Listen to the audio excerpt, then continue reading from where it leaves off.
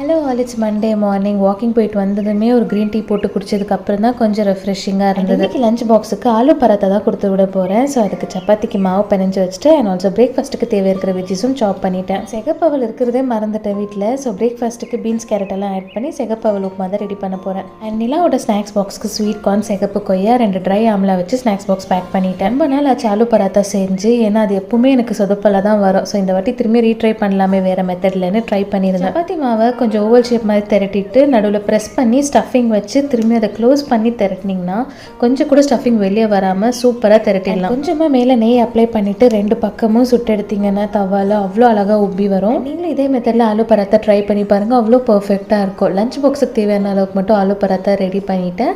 And also ஹஸ்பண்ட்க்கு breakfast கொடுத்துட்டு lunch பாக்ஸும் back பண்ணிட்டேன். And என்னோட மார்னிங் ட்ரிங்க்குக்கு கியூக்கம்பர், புதினா, ஒரு துண்டு இஞ்சி ஆட் பண்ணி ஒரு டீடாக்ஸ் ட்ரிங்க் ரெடி பண்ணிட்டேன். இவ்வளோ பிடிச்சிருந்தா மறக்காமல் ஒரு லைக் கொடுங்க. அடுத்த வீடியோவில் பார்க்கலாம். பாய்.